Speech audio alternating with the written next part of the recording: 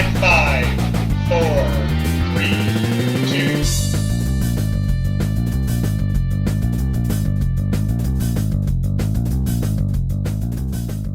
Hi, I'm Jamie Fouché, and welcome to Exploring Hobbies. Our guest with us today is Sharon Napier, and she is here to talk with us about doll collecting. Thank you for joining us, Sharon. It's really great to have you here. Thanks, Jamie. It's a pleasure to be here. Thanks. You have brought an incredible collection, and I know this is only a fraction of it. So I'm really excited to start to learn more about all of these beautiful dolls you've brought. Why don't we start with just talking about how you got started in doll collecting? Well, my husband Jan and I had 3 sons, and I'd always wanted a daughter. So we adopted my husband's aunt's granddaughter. Okay. All right. And she was a very avid doll collector. She collected Barbies, she collected Madame Alexander dolls, and a few antiques that she had from her childhood. This one being the first doll that she had ever owned, and she gave it to me to keep in trust for my daughter after she'd passed. So that's how I started. Okay. I just found out that doll collecting could be a lot of fun. It brought me some wonderful associations with other people. It's fun to know the history. It was just fun to be involved.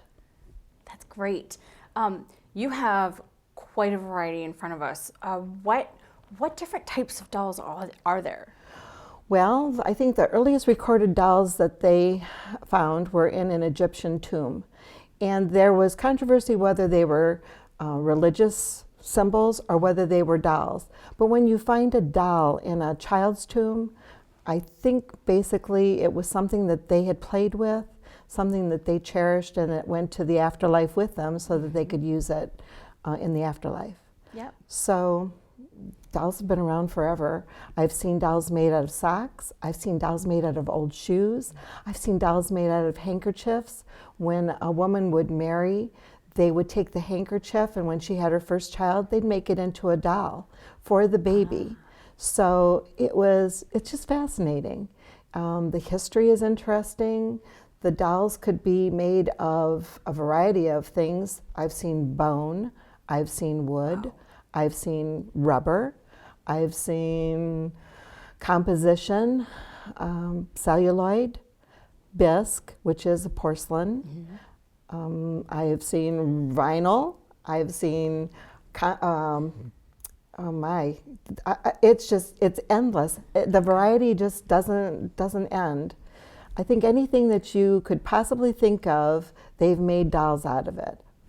Some of the more interesting ones were the bone. Mm-hmm. You wouldn't think that a bone, but if it's the right size and the right shape, they'd put a face on it, put clothes on, and they would cherish that little doll till they gave it to someone else who would love it.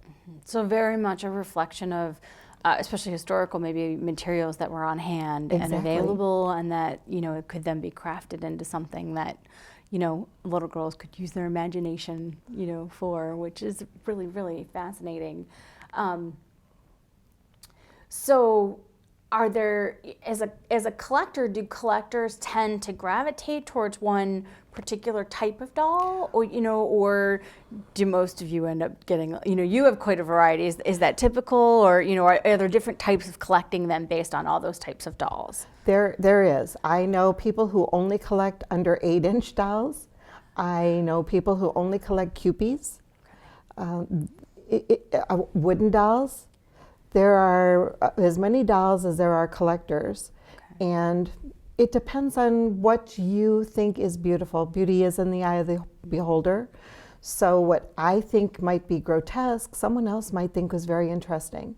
And through the years, the things that people cherished changed, beginning with the china heads from the 1800s through probably 1945.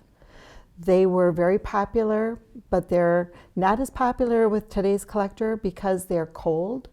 They have a white, shiny surface, so they're not, and they do break. They were prone to having their shoulder plates cracked or the heads broken, and that's not something that you would normally give a child to play with now. I don't know that you'd even be allowed to do it, because you can't give kids pacifiers that aren't approved without worrying that somebody's going to swallow something and get hurt. So as the times changed, and the materials that they were made of, at one point they were made of celluloid, which was very flammable. So they stopped making celluloid when plastic arrived on the market. The dolls are not the same, though, in plastic as they were in celluloid. Celluloid has almost a luminescence that the plastic doesn't have. But they're much harder, they're much nicer for a child to play with, and you want something safe, even today, to give to a child. Yeah. Do you have an example of celluloid versus some of the other materials that you're talking about? Well, this is a Kewpie, and the Kewpies were made probably from 1918, when Rose O'Neill first drew them for like the Harper's Weekly and some of the pictorial papers of her time. This was all bisque, and then starting probably in the 40s, they made celluloid, and this is a carnival Kewpie. So these were given out in the carnivals, and when you won a prize, you could pick this, and sometimes they'd have them on a stick or a cane, and the kids would play with them, and if you left them in the car, they would shrink and fall apart. So you had to really preserve them. They're hard to find in good condition because of the fragility of the material that they used. So yeah, things did change. The Kewpies in the front were cake toppers. They were the bride and groom for someone's wedding cake. So it's nice to see that those were reissued. This was 1918. The cake toppers would have been either in the 1920s, or they were popular again in the 1940s when people were going off to war. They were also popular again in 1970s. So they've had just a long life as something that people fell in love with and recognize. How do you know if a doll is valuable, or an antique? Well, a lot of it is the guesswork, but most of the dolls have writing on the back of the neck of the head, or they have writing on the body. And more modern dolls would have, let's say, a manufacturer's name: Mattel, Coleco, Kenner, Madame Alexander, Barbie. It would say something on the back of the doll. The antiques basically will say things like Simon and Helbig, Cameron Reinhardt, Kessner, Armand Marseille, who was also a German manufacturer with a very French-sounding name. The German bisque dolls that I collect were made mostly in the populated cities in Germany. So you'd had Sonneberg and Thuringia.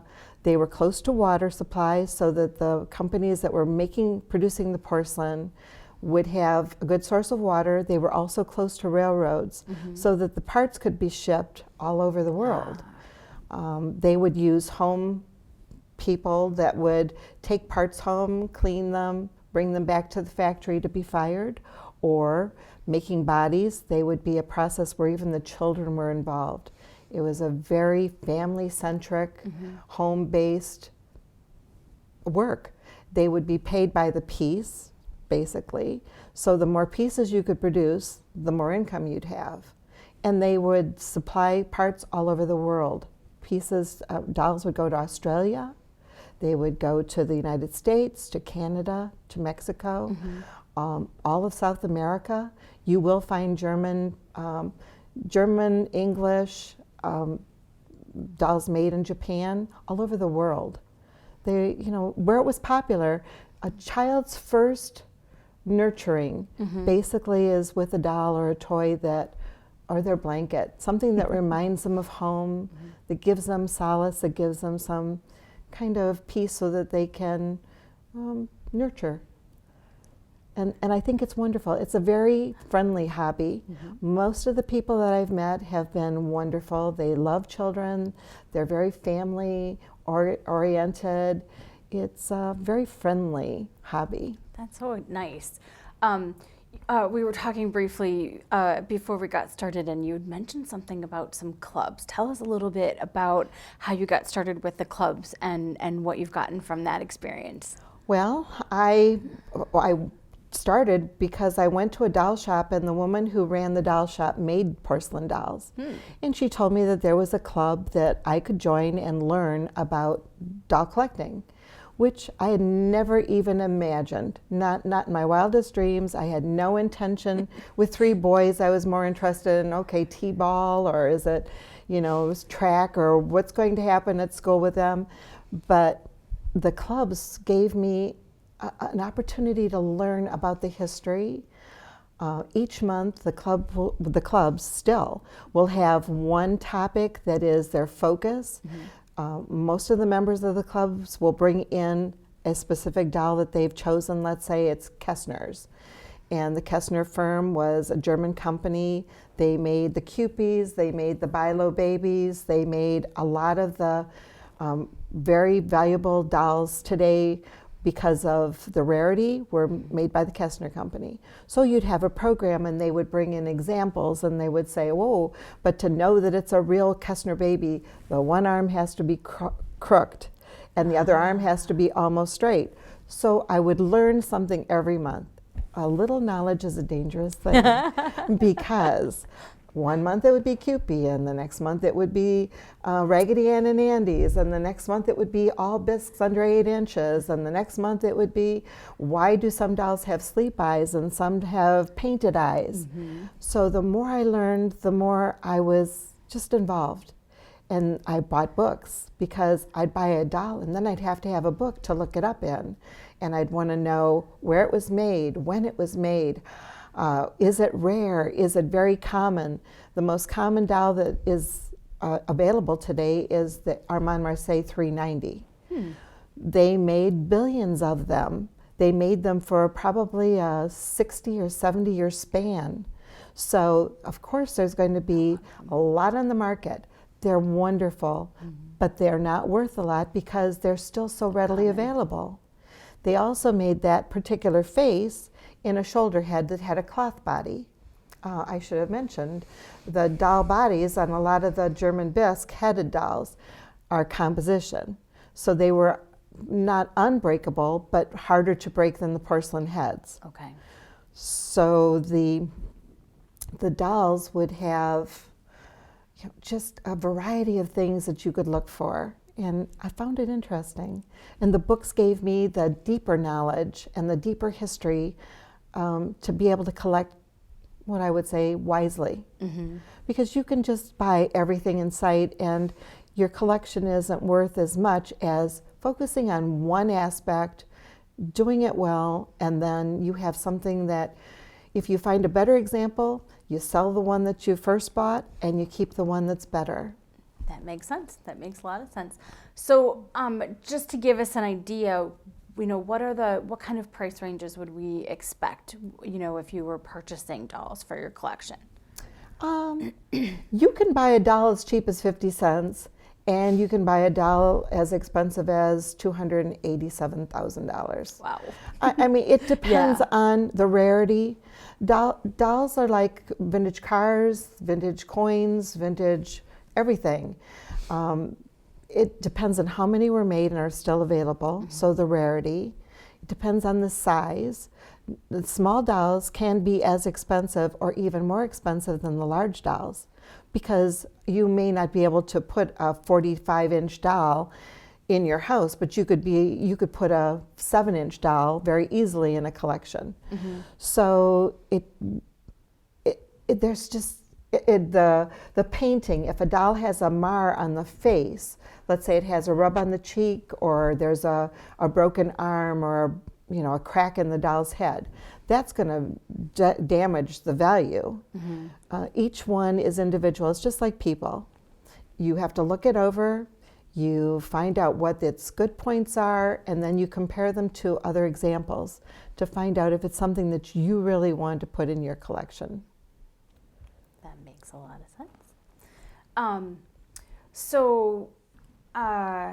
Why don't you share with us a little bit about, you've got quite a variety here. You want to kind of walk me through what some of these, I know you talked a little bit about Cupies, but you've mentioned a few other types. Can you show me some examples and what you've got here? This doll was the original mold was produced by Grace Putnam. Okay. And this is called the Bilo Baby because it was a baby, and she thought that Bilo signified that it was something that could sleep or something that could be sit up and be awake. Okay. So the eyes open and close, which we call rocker or sleep eyes. Okay. This is not the largest size. There is a size that's larger than that. This is probably not the smallest size, but it is a very diminutive. This one has this one has a cloth body with celluloid hands. This one is all bisque. This one has celluloid hands and a cloth body. So it's they made them in so many different sizes. So depending on what you want for your collection and how much room you can put the doll in determines whether you're going to buy it or not. The large doll, the prices have come down because of our recession, but the large doll still would be maybe $350. The small one might be $700. Okay. Because it's all bisque, which means it's very breakable. Mm-hmm.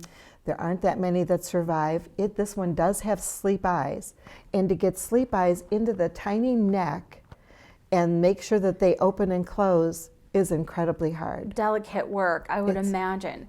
What is do you know anything about some of the manufacturing processes for some of these dolls? Yes.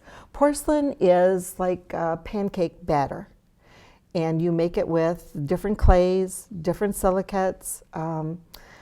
I make my own porcelain, so we produce it and you mix it in a mixer, then you pour it into a plaster 2-piece mold. I need to explain molds.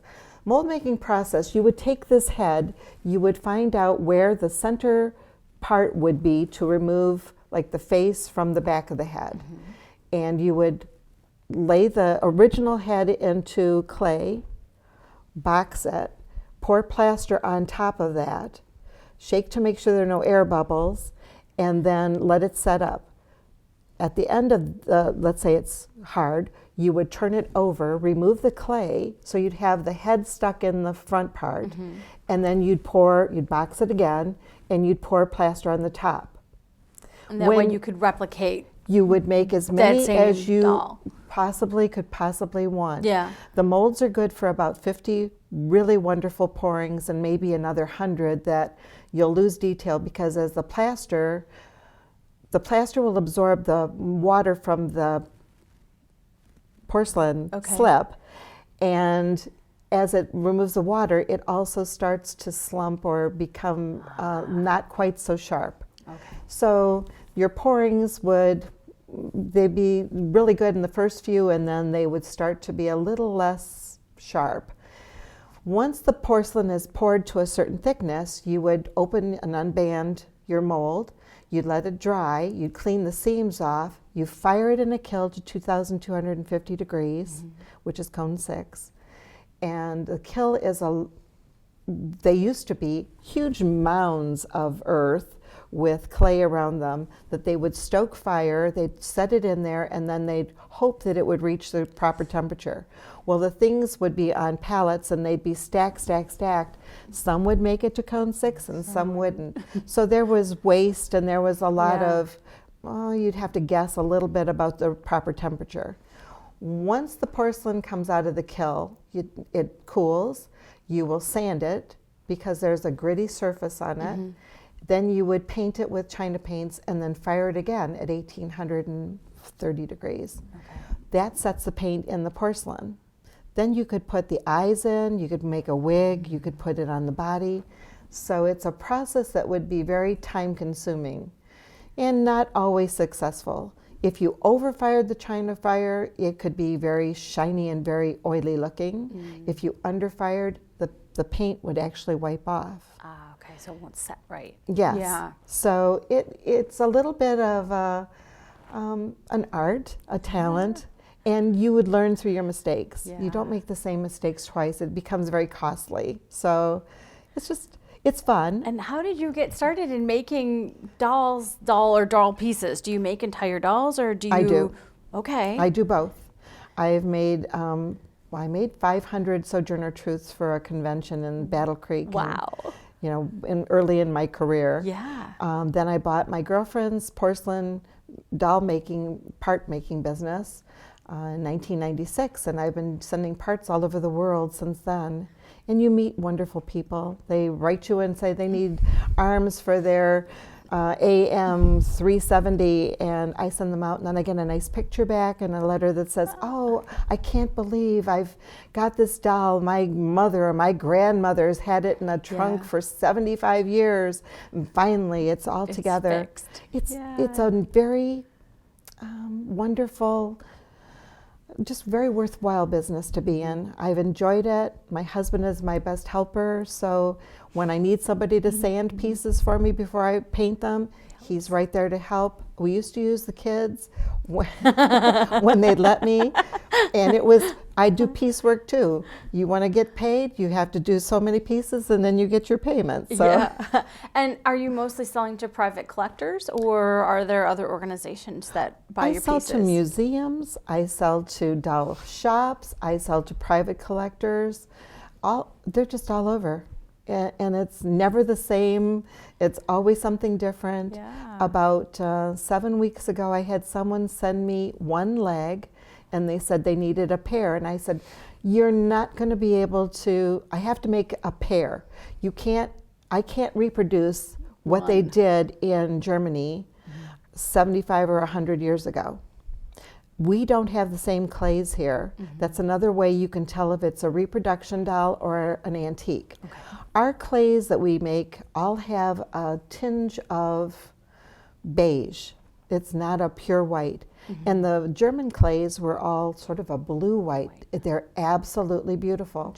The way you can tell is you'll take the pate and the hair off the doll and look inside the doll's head, and you can see if it's really, really white. Chances are that it is an antique. Another way is they made so many dolls, and they worked assembly lines even back then. Their painting techniques were with one bristle and a brush. So they could make a line for a doll's eyelash that was so fine that most people try to reproduce it and they can't. So it was something that they learned over years of repetitive work. And it's hard to do that when you're making one or two dolls in a class and you're trying to reproduce an antique. Yeah. When you're collecting something that, really in so many ways is irreplaceable, right? Because they can't manufacture that stuff anymore. Are there things that you need to do and learn in order to protect the investment that you're making in your collection? Absolutely. A lot of the antique dolls had mohair wigs, which is just a wool. And through the years, the dolls weren't protected. We had oil-based furnaces in our house or wood fires. All of that added soot and dirt into the atmosphere in the house. And the clothing, the wigs, the dolls' bodies would all absorb and pick up that just minute little grayish color. Or you'd cook something in your kitchen and you'd get just very, very fine molecules of oil that would settle on the doll. So you'll see yellowed spots. People smoked in their homes. That nicotine would be, I've been to a house where the nicotine, you could take a razor blade and scrape it off the glass, and it would come off in sheets. Well, that damages the clothing. That would damage the hair. A lot of the antique dolls have had their wigs replaced. They've had their clothes replaced. Even the oils in your hands, if you touch something enough, you're going to get an oil buildup that collects dust and dirt. And if you don't keep those dolls clean, the material becomes dry rot. The dolls have been stored in attics. They've been stored in basements. So you might not do damage, but the damage has already been done by someone 50 or 75 years ago. You just have to make sure that you're going to take the doll, hold on to it, and keep it in a safe place so that in another 75 or 100 years, someone will love that doll too. Yep. And are there Are there cleaning products that you use, or is it more keeping dust and dirt off of it and keeping it in more of a sterile environment when you're not showcasing it or sharing it? Well, I try not to use, unless it's really, really bad, I try not to use anything to clean it. I'd like to leave them as original as possible. Anytime you would find a spot of brown that could be a rust spot, chances are if you try to clean that, you're going to have a hole in the material.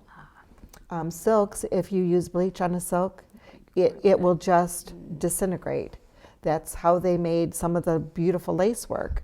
They started with a silk ground and then they added cotton that was embroidered over the silk. Then they would burn the silk off. So silk has to be kept in a certain environment and very, very carefully cleaned. Wool is another thing. If you wash a wool baby sweater, you're liable to have something that shrinks up and is unusable at the end. So a lot of things you would look on the internet. You can find that there are cleaning products. There are tutorials on how to clean something. When in doubt, ask someone who might have the expertise. You can always go to a museum. Usually the curator will have someone who can help you at least determine what the material is and how it can be taken care of, or who you could send it to have it done. You happen to mention some conventions. Are there annual conventions? Are there local conventions? Tell me a little bit about doll conventions. I belong to 2 doll clubs right now. They're both members of UFDC, which is United Federation of Doll Clubs. It's an international organization. They're based in Kansas City.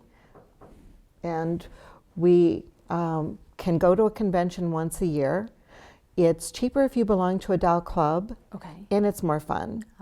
But yes, they're once a year. Then there are 16 regional setups in the United States, and then like the 16th is international. So it would include Australia, England, Europe, Canada, Mexico, all of the South American countries, everywhere. That would be our international group.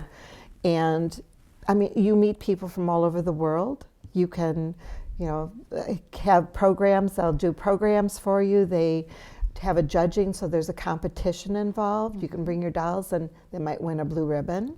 It's fun. It sounds fun. Well, if someone would like to get started, how would you recommend that they get started?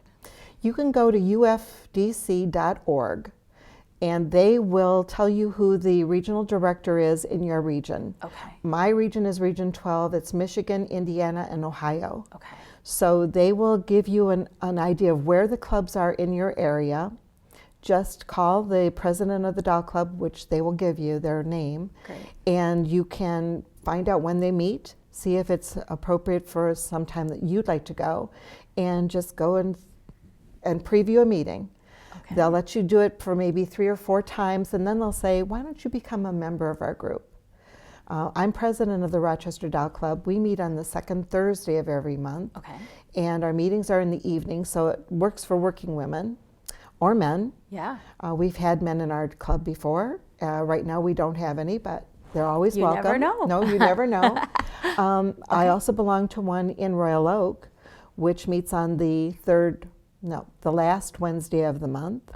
And so if anyone wanted to find out about it, they could always contact me. I'd be glad to give them the information. Great. And are there websites for both of those clubs? No, there aren't. But UFDC will give you the information. Yes, they would. Okay, great. We'll be sure to provide that information. It's been really lovely meeting you, Sharon. Thank you so much for sharing your collection with us. It's nice to share it with someone who really thinks it's fun, because it is. That's great. Thanks again. You're welcome. That wraps up another episode of Exploring Hobbies, and we hope you'll look for future episodes soon.